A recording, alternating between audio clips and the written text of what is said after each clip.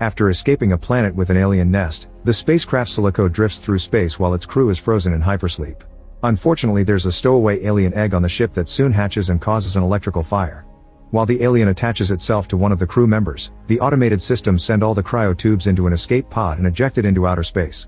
The vehicle's navigation system takes it to the nearest planet called Fiorina 161, an all-male exile colony populated by only the most dangerous criminals and owned by the same company behind the ship. The inmates find the pod and discover Ripley is still alive, so they take her to the infirmary. Dr. Clemens takes care of her and gives her an injection that helps her with the pain. He also shares bad news: she's the only survivor from the crash. The other 2 humans died and the android was damaged beyond repair.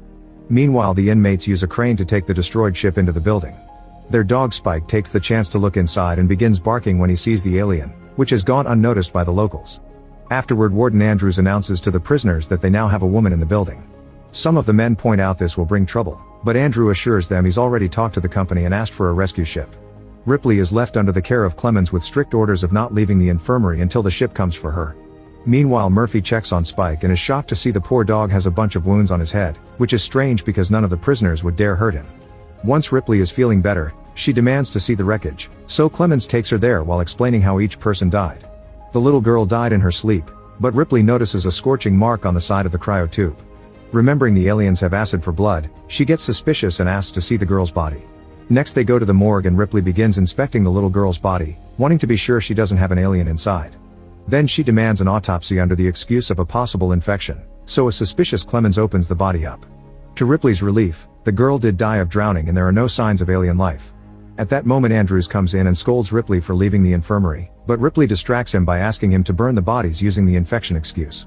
Moments later, the bodies from the ship are cremated and inmate Dylan offers a very heartfelt eulogy. At the same time, in another room, Spike starts convulsing and suddenly explodes as an alien comes out of his body to then run and hide somewhere in the building. Afterward, Ripley washes up and shaves her head because it's prison policy. Then she goes to the mess hall and tries to thank Dylan for his eulogy, but Dylan warns her not to befriend him because he's done horrible things to women in the past. Ripley sits down and has lunch with him anyway. Later, Ripley asks Clemens how he ended up being a prison doctor and if he committed a crime because he also has a barcode on his skin like the inmates. Clemens dodges the question and in return asks about the real reason for the autopsy. To distract him, Ripley flirts with him and they end up doing the dirty. In the meantime, Murphy is working in an isolated tunnel when he finds a shed skin. Suddenly he hears a noise and thinks it's Spike, but when he takes a closer look he's shocked to see the alien. The creature attacks by throwing acid at his face, causing Murphy to stumble back and fall into a gigantic fan that immediately destroys him.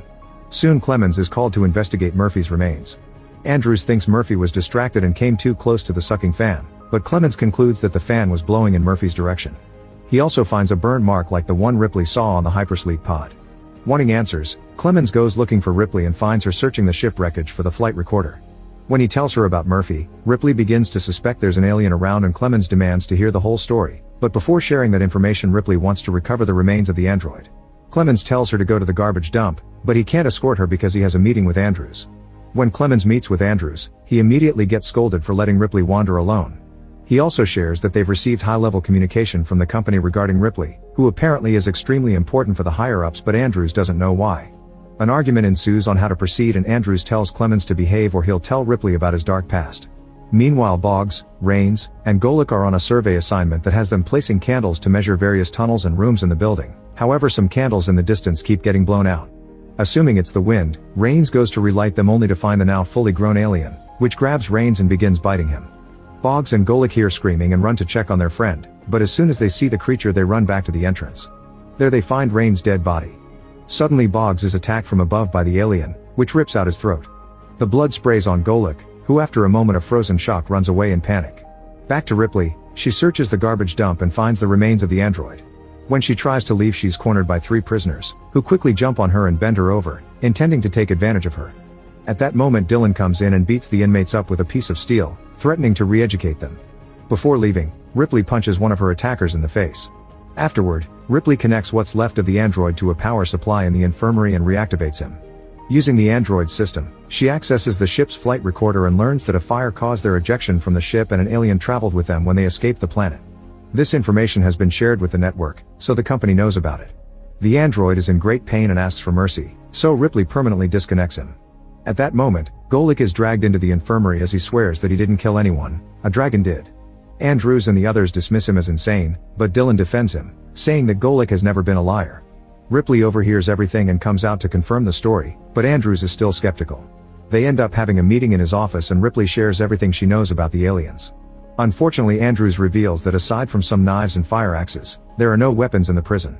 He also confines her to the infirmary until the rescue ship arrives, still not believing her story. Later in the infirmary, Ripley isn't feeling well and Clemens gives her another injection. Golik hears her and says she'll also die soon. To distract her, Clemens finally admits that he used to be a prisoner too, sentenced after a medicine addiction caused him to take a bad medical decision and several deaths. When the prison was turned into a lead shielding factory and the population reduced, he decided to stay with the inmates, knowing no one else would hire him as a doctor ever again. Suddenly a shadow appears behind the curtain and the alien reveals itself, killing Clemens in seconds. Then it approaches Ripley and corners her against a wall, but after taking a close look, the alien steps back and leaves through the ceiling, taking Clemens' body with it. Ripley rushes to the mess hall, where Andrews is trying to form a search party for Boggs and Rains. She tells them the alien is here and Andrews doesn't believe her, but when he tries to shut her up, he's snatched from above by the alien, leaving the vent dripping with blood afterwards. After some initial panic, the prisoners gather in the assembly area and argue over who should take over as a leader. Ripley interrupts them to tell them what she knows about the aliens, although this one moves a little differently. The lack of weapons or a surveillance system makes planning difficult and Morse gets furious, blaming Ripley for bringing the alien to the prison. Dylan shuts him up and the group agrees to hear her out. Ripley asks for a floor plan and notices a large system of tunnels plus a toxic waste containment unit that can be completely sealed off. There are also barrels of highly combustible material behind a thick steel door. They decide to use that material to burn the alien out of the tunnels and force it into the containment unit to trap it indefinitely. Soon the inmates start making preparations by mopping the tunnel with the fuel. They also search for working batteries for the flashlight that will give the signal. Smoking is forbidden because even a small spark can trigger an explosion. While they work in the tunnels, they find areas with holes caused by the alien's acid. One of the inmates is taking a ladder and accidentally drops his flare, but he retrieves it before it can cause an accident. Unfortunately, this distraction gives the alien the chance to attack him by surprise. The flare falls and ignites the fuel, causing a huge explosion that starts a fire and kills various prisoners. Some men try to run away but the flames get on them anyway and burn them down. Ripley and Dylan save as many people as they can and eventually someone manages to start the sprinklers, but although the fire is gone now, the group is severely smaller. Afterward the survivors move through the tunnels to collect the bodies.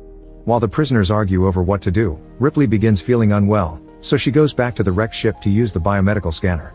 Aaron helps her handle the machine and after a quick scan, they're shocked to discover Ripley was impregnated by the alien. This explains why the alien didn't attack her, it's protecting its offspring. Then Ripley asks Aaron to send a message to the company, stating that the whole base has gone toxic and they should stay away. Aaron is confused because the rescue ship is their only hope, so Ripley explains that the company will take the alien to Earth to make weapons. When Aaron refuses to send the message, Ripley furiously shakes him, but she doesn't change his mind and decides to leave to search for the alien. At that moment Aaron receives a message from the rescue ship saying they'll arrive in 2 hours and that the highest priority is to keep Ripley quarantined. With a flashlight in hand, Ripley looks for the alien through dark corridors, following any strange noises. When she finally sees the creature, she attacks it with a rod, only to discover she mistook a rusty pipe for the alien's head and the noise came from the bugs inside. Suddenly the alien appears right behind Ripley. Moments later, Dylan is startled by a presence, but it's just Ripley. She explains she searched for the alien and didn't attack her because of her pregnancy. She also realizes that the shape she saw on the scan is a queen, meaning her alien baby can make thousands more. Ripley asks Dylan to end things for her since she won't survive the birth anyway, so Dylan gets ready to kill her. However, at the last second he changes his mind and points out that Ripley's immunity can be used to their advantage. Ripley agrees to fight but makes Dylan promise he'll end things after they defeat the alien. Afterward Dylan gathers the inmates and Ripley explains the company thought her old crew and even Marines were expendable, so the chance they'll let criminals live is zero. Everyone agrees to fight and come up with a plan. Some men will serve as bait and guide the alien to the corridors of the lead works, closing off all the entrances until the alien is forced into the mold. While everyone gets the doors and switches ready, Aaron sneaks away. Dylan explains to Ripley the structure is old and hasn't been used for 5 years, so some parts may not work. This means they only have one chance to do this right. Morse tries to close the last door but it isn't working, and soon the alien attacks an inmate to kill him. Another prisoner sees this and gets the creature's attention to trigger the chase. As they run through the corridors, the others close the doors to force the alien into the right path.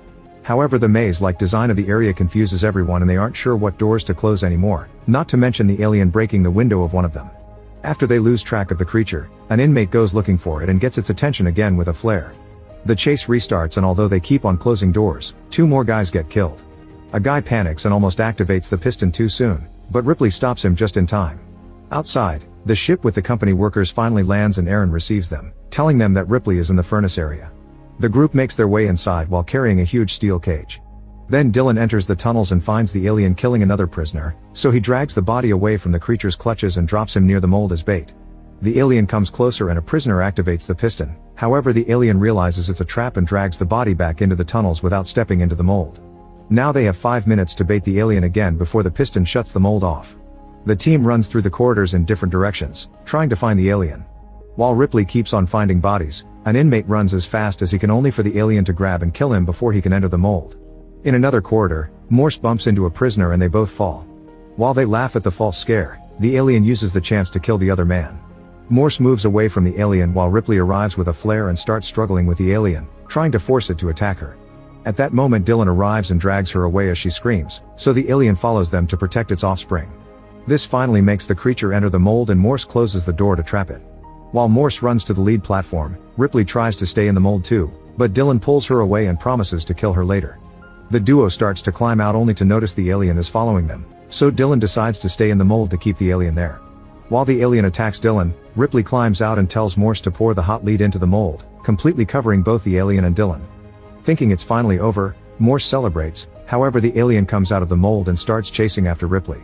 She starts climbing a series of chains, but the alien climbs after her at great speed. At that moment Morse shouts to Ripley to remind her of the sprinkler system, so she jumps to activate it. The water falls on the alien and the sudden cooling causes cracks all over its body until it finally explodes. Then Ripley joins Morse on the platform, only to be suddenly surrounded by Aaron and the company employees. To Ripley's shock, she can see the same android from her last crew, but this guy is actually human and the designer that gave the androids his face. He swears they'll destroy the fetus after removing it from Ripley's body, but she doesn't believe him and closes the fence between the platform and the group. Morse tries to move away, but one of the guard soldiers immediately shoots him in the leg. Seeing Ripley was right, Aaron hits the designer in the back with a pipe, causing the soldiers to shoot him and kill him. Meanwhile Ripley asks Morse to help her one last time, and he moves the platform over the boiling furnace. Determined to end it all, Ripley falls off the platform. At that moment the alien bursts out of her chest, but Ripley holds tightly onto it and they both die as soon as they land in the flames. In the end, the scientists bandage Morse and take him with them. In the wreckage of the ship, Ripley's recording from her first adventure can be heard saying she's the last survivor.